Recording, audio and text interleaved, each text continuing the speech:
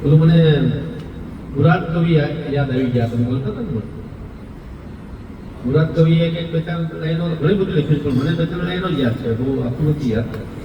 मुरादम कहे मुकद्दर के अंदर दिले का तुम्हारा न टारा करेगा, तथा दांत वांकू दिया दूध वांकू खबर है खुदा को सबर जो धरेगा. मुरादम कवि એમ કહે છે કે મુકદ્દર ની અંદર આપણા કિસ્મતમાં જે લખેલું છે ને એ કોઈના બાપથી ટળે નહીં. એટલે આ બધું જે તમે જે વખાણ કરો છો ને એ તમારા નસીબમાં હતું, એ કે મેં કર્યું છે એવું નથી. મુરાદમ કવિ આજે 200 વર્ષ પહેલા થઈ ગયા, એને આ ભાષ્ય લખ્યું છે. એટલે આ બધી આ જે હકીકત છે, આ જે કઈ જે બી છે એ હવના નસીબમાં લખેલું હોય, અને આ તમારા નસીબનો તમને મળ્યું. એ કે મેં આપ્યું છે એ કઈ આ કઈ તો ભૂમિકો પાલકી. એટલે કવિ જે લખેલું છે ને એ આપણને એમ લાગે કે ભાઈ નહીં આ બરાબર છે કે મુરાદમ કહે મુકદ્દર કે અંદર તીને શાંત મારા ન ટારા ડરેગા, તથા દાંત વાંકુ. વાંકુ એટલે નાનું બારા, આ ઉર્દુ શાયરી છે. तथा दांत वांकू दिया दूध वांकू, माने दूध है पूछे खबर है खुदा को सबर जो धरेगा. એટલે કવિ એમ કહે છે કે નાનું બાળક હોય, આપણા મનુષ્યના બાળકો 1 વર્ષ સુધી ખાઈ ન શકે ત્યાં સુધી એની માને દૂધ રહે. એવી રીતે નાની એવી ચકલી હોય કે કાબર હોય કે કબૂતર હોય કે મરઘીનું બચ્ચું હોય, એ 3 થી 5 દિવસ સુધી ખાવાનું ન શીખે. એને નાના નાના એની માઓના આચળ હોય, અને એ તમે જોજો કે મરઘીનું બચ્ચું, મરઘીના 8-10 બચ્ચા હોય, મરઘી ફરતી હોય ને આમાં પગે પગે ઓલું કરતી હોય, અને કંઈક એને લાગે ડર જેવું એટલે બચ્ચા તરત આવી જાય દોડીની પાસે, અને પાંચમાં હમાઈ જાય, મરઘી બેસી જાય છે. એને ભૂખ લાગી હોય એટલે જીવનું એને આચળમાંથી દૂધ મળતું હોય, એ વધીને 5 દિવસ સુધી તેની માને દૂધ રહે. બધી 8 દિવસ છે કદાચ, એ બહુ આપણે અંદર નથી મૂક્યા. પણ પક્ષીઓને 8 દિવસ સુધી જ્યાં સુધી ખાવાનું શીખે નહીં ત્યાં સુધી એને દૂધ રહે. એનાથી આગળ વધીએ તો કૂતરી ને બિલાડી, એને 15 થી 20 દિવસ ખાતા શીખે એ લોકો. બિલાડીનું બચ્ચું વધીને મહિનો, 15 દિવસે તેની આંખું ઉઘડે. કૂતરાના બચ્ચાઓને અઠવાડિયે આંખું ઉઘડે. એના પછી અઠવાડિયું હજી એને ખાતા શીખતા થાય તો કૂતરીને 15-20 દિવસ દૂધ રહે, બિલાડીને 15-20 દિવસ જ દૂધ રહે, પછી દૂધ એની મેળે ઉડી જાય. એવી રીતે બકરીને 3 મહિના સુધી દૂધ રહે. બકરીનું બચ્ચું 3 મહિના સુધી ખાતા ના શીખે ત્યાં સુધી એની માને દૂધ રહે. ગાયનું બચ્ચું 6 મહિના સુધી ખાતા ના શીખે, 6 મહિના સુધી એની માને એ દૂધ ધારે. આ કવિની કલ્પના જુઓ તમે. मुरादम कहे मुकद्दर के अंदर दिने दांत तुम्हारा न टारा डरेगा, नथा दांत वांकू दिया दूध वांकू खबर है खुदा को सबर जो धरेगा. कीड़ी को कण दे हाथी को मण दे, गैरधन को गण दे सबर जो दिलाता. કીડીને કણ જોઈ છે, એને ખાંડનો દાણો મળે ને એને ઘર લગ્ન ન હોય, ઘરમાં આપણે કેમ ઘરે લગ્ન હોય બૈરા આમ ફેર પતળી પડતા હોય, એમ કીડીઓ બધી દોડવા પડે, એક ખાંડનો દાણો કરે છે. કીડી કો કણ દે હાથી કો મણ દે, હાથીને મણ જોઈએ તો એને મણ જેટલું મળી જાય. ગયંદન કો કણ દે, ગયંદન એટલે હિંસક પ્રાણી જંગલમાં જે રહે છે. તમે મારા જલારામ કાઠિયાવાડી જમવા હો તો મારા થાળીનો ભાવ છે 250 રૂપિયા, વધી 300 રૂપિયા. આપણા ખિસ્સામાં કદાચ આનાથી વધારે તાકાત હોય તો આપણે કોઈ 4 સ્ટાર 5 સ્ટારમાં જઈએ તો ત્યાં 500-700 રૂપિયા હોય થાળીના. તો આપણને એ 500-700 રૂપિયાની થાળી આપણને તે વર્ષે એટલી મળી જાય. ઓલો જે છે જંગલનો રાજા, એની થાળી 1 લાખ રૂપિયાની થઈ દાદા. 1 લાખ રૂપિયા એક થાળી ના થાય. એક ભેંને મારે એક ગાયને મારે તો એની વ્યવસ્થા કરી શકે નહીં ભગવાને. इसलिए कवि कहता है कि कीड़ी को गण दे हाथी को मण दे, गयंदन को गण दे सबर जो दिलाता. मुरादम कहे मुकद्दर के अंदर दिने दांत तुम्हारा न टारा करे. એટલે આ બધી ભગવાનની કળા છે.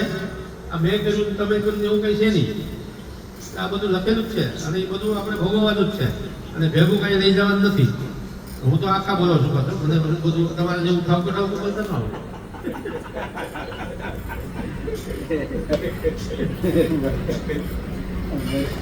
અમારા જલારામ બાપા ને મેં અમારા ગામમાં જલારામ બાપુ નામના કવિ થઈ ગયા ચલાળામાં. એ સાધુ હતા અને બાવાજી, અને રામદેવ ભગવાનનું એનું મંદિર છે. આપણે આ વખતે ગયા પણ ત્યાં દર્શન કરવા ના જવાયું. આપણે ગલીમાંથી નીકળ્યા હતા, ત્યાં પાછળ જ આપણે ઘરે ગયા હતા ને ભાસ્કરના ઘરે, એની પાછળ જ ત્યાં છે. એટલે હા, એટલે કવિ એ 5-6 લાઈનમાં બાપાનું આખું જીવન ચરિત્ર લખ્યું છે. ભક્તિ કો ન ખાયો પાયો ભોજન વરદ હસ્ત મસ્ત જલારામ એક બોલ સે બંધાયો હૈ ભક્તિ કો ન ખાયો પાયો ભોજન વરદ હસ્ત મસ્ત જલારામ એક બોલ સે બંધાયો હૈ જાયો માતરા જલ को फाजल क्यों फेरो फरे पीता प्रधान दान रघुवर से पायो है अपनो बनायो काम माया जानी न काम वसुधा बैठा बढ़ा राम गुण गायो है कहे जदु राम नाम नाम जला राम नाम अंत को विराम धाम वीरपुर सायो है अंत को विराम धाम वीरपुर सायो है कवि હું થોડુંક વિશ્લેષણ કરી દઉં તમે લોકો બધા જ્ઞાની પુરુષો છો સમજી ગયા છો એટલે કોઈ છતાં મારી કાલી ગયેલી ભાષામાં સમજાવું ભક્તિ કો ન ખાયો પાયો ભોજન વરદાન ભોજનરામ એમના ગુરુ હતા ભોજનરામ ભગતને બે શિષ્યો હતા એક દલારામ હતા અને એક વાલમરામ હતા એ કચ્છમાં ગયા અને એક આપણા વીરપુર કાઠિયાવાડમાં ગયા એટલે ભક્તિ કો ન ખાયો પાયો ભોજન વરદ હસ્ત મસ્ત જલારામ એક વર્ષે બંધાયો એટલે ગુરુની સાથે એને એક વચનથી બંધાણા એને કે આ ભક્તિ કરવા સિવાય બીજું કંઈ કરવાનું નથી અને મનુષ્યની જીવ માત્રની સેવા કરવાની છે એવા વચનથી જલારામ બાપા એમની સાથે બંધાણા એટલે કવિ એમ કહે છે કે ભક્તિ કો લખાણો એટલે ભક્તિનો જે પાયો લખાણો એ ભોજન વરદ હસ્તમસ્ત और जलाराम एक बोल से बंधायो है जायो मात राजल को फाजल क्यों फेरो पर जायो मात राजल એટલે કે રાજલભાઈ એમના મમ્મીનું નામ છે રાજલભાઈના કુખે જન્મ્યા પછી જાયો માત રાજલ કો એ ફાજલ ક્यों ફેરો ફરે આ જે મનુષ્ય અવતાર મળ્યો છે કવિ એમ કહે છે કે તો પછી ફાજલ ફેરો શું કામ ફરે આ કઈ વારાઘડી અવતાર નથી બોલતા એટલે કે जायो मात राजल को फाजल क्यों फेरो फरे और पिता प्रधान दान रघुवर से पायो है पिता प्रधान प्रधान ठक्कर पिता एमना એ પિતા પ્રધાન ભગવાનના તરફથી દાન પિતા પ્રધાન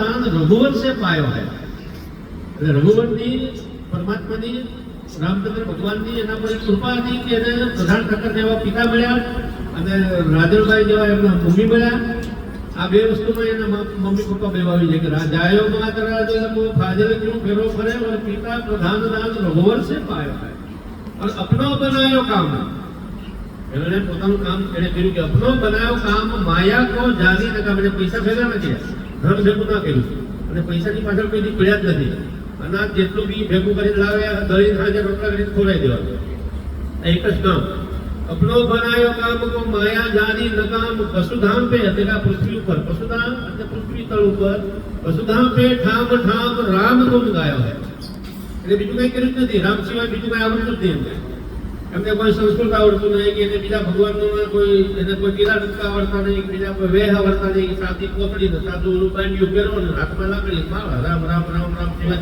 બાપાએ બીજું કઈ કર્યું જ નથી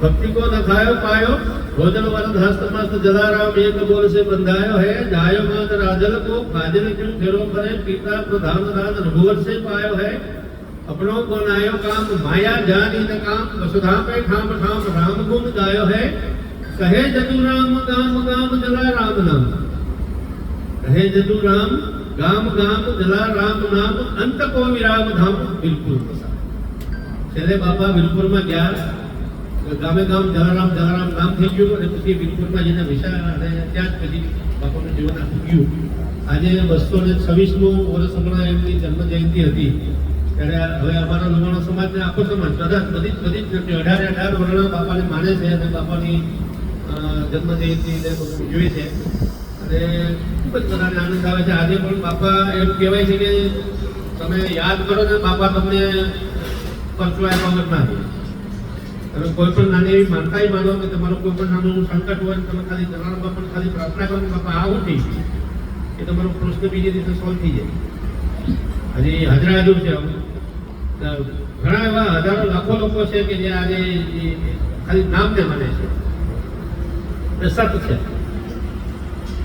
અને એ સત હોય તો લોકો માને છે તો આ કળયુગમાં આટલા લોકોએ આવી રીતે શ્રદ્ધા રાખવીને આટલું બધું કરવું અને આજે છેલ્લા 22 વર્ષથી ટ્રસ્ટી મંડળે એમના જે વંશ છે એમણે બધાએ નક્કી કર્યું કે રૂપિયો કે ચારા નહીં કે રહેવાના નહીં આજે આ વર્લ્ડમાં આ પૃથ્વી પર એક જ એવું મંદિર છે ક્યાં કઈ દેતા નહીં.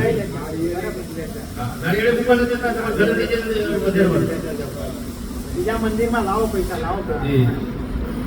એટલે હવે બીજું તમને કઈ આવડતું નથી તમે. તમે હમણાં કેવી ઉજવી? સ્વામિનારાયણ ભગવાનની જય હો.